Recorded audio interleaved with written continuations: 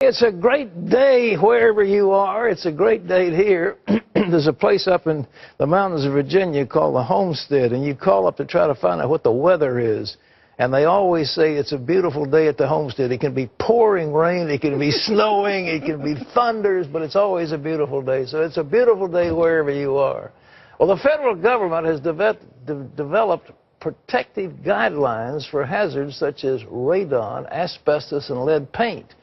But another danger has been virtually ignored, even though it can cause very, very serious health issues. And as Heather Sells reports, it's a problem that can be found in 1 out of every 4 American homes. Andrea and Chris Fabry used to live in this beautiful 5,500 square foot home with their 9 kids and 2 dogs. They had it all. Chris, a successful Christian radio host and author, and the kids thriving at school, home, and church. But in 2007, they discovered mold in this bathroom. The Fabrys cut into the wall, accidentally releasing spores and setting off a series of health problems. They ranged from rashes to diabetes, and then worse. Chris Fabry remembers 11-year-old Reagan's constant vertigo. This was a child I had to literally carry to the bathroom so he could throw up. And no doctor would say, they would say, you can't have vertigo all the time. That's not possible. 10-year-old Caitlin had to give up reading after her vision blurred. Next, 7-year-old Colin became sick. He would be doubled over with abdominal pain, sobbing, and migraines where he would scream. His headaches would be so severe that he would just literally sit there and scream. And then it was all 4 kids, then every night was like that. At this point, the Fabrys had no idea that mold was to blame. Part of the problem, remediators used fans on the mold, spreading toxic spores throughout the home. Also, 30 doctors questioned the Fabrys, but not one asked about their environment. I would have doctor after doctor look at me and say, have you thought of a psychologist for him or her? Have you thought of just sending them back and giving them a little bit of tough love? I think that's what they need. Finally, a year later, an indoor air test confirmed Andrea's deepening suspicion. Dangerously high counts of mold spores in several rooms. The toxicologist told the family, "Your house is killing you. Get out." And so they left, leaving behind everything, even putting down their 2 dogs to prevent future contamination. It turns out that there's only a handful of doctors in the country who specialize in treating mold.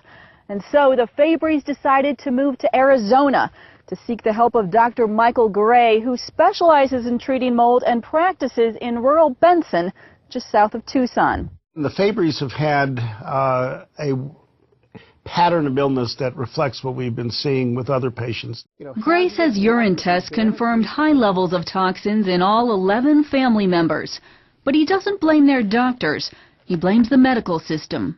It is an area that is not well taught, and it is not well recognized. Dr. David Jacobs is a former HUD director and now leads research for the National Center for Healthy Housing.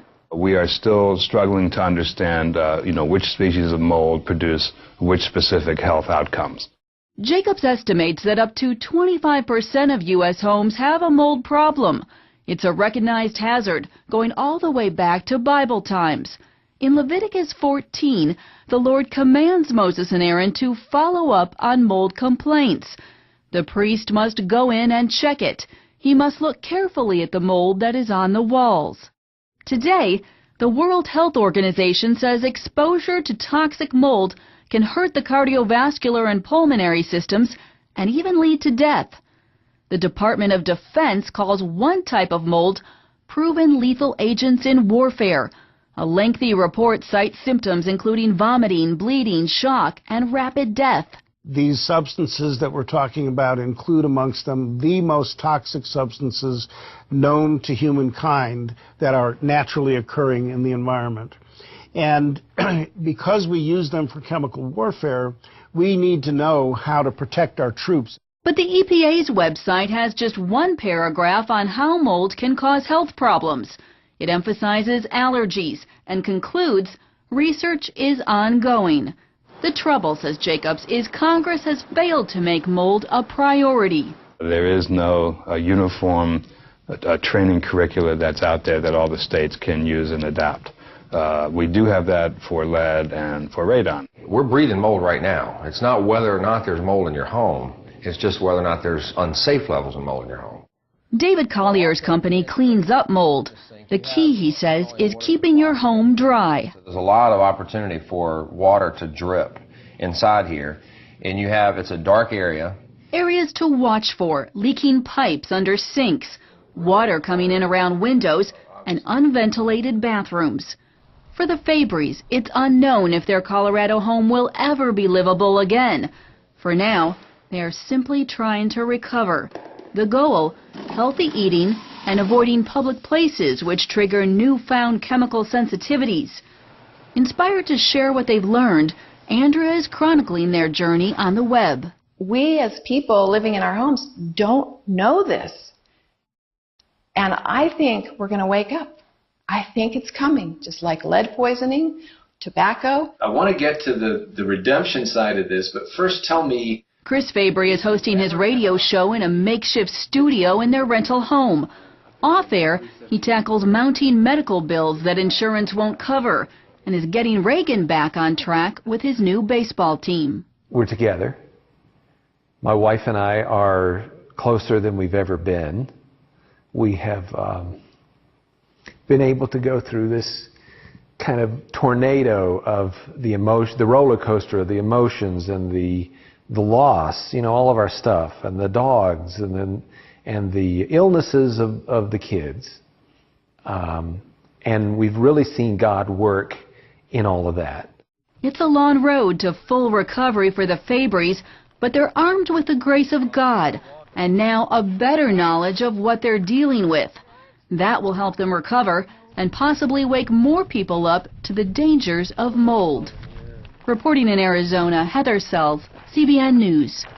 Well, thanks, Heather. And I hope people don't have to move to Arizona in order to get free with it. But, we were down in New Orleans, and the mold after Katrina was unbelievable. And I was working for a short time with a crew ripping out drywall. And we had masks, that filtered that stuff. But even at that, you got headaches, and it's a terribly toxic brew that those houses down there have. I think the thing that's so challenging, Pat, is that once it kind of gets in your system, it also kind of lingers there for a little bit. And you would think that just kind of stepping outside in fresh air will help, and to an extent it does, but you really need to be careful. Well, as was being said, though, they think, okay, you got this system, we can't diagnose it, so you must have to go to a shrink. So there's obviously, it's terrible. Not only are you sick, now people think you're crazy. I know. Okay. Speaking of crazy, yes, go we crazy. have the coolest, craziest guest.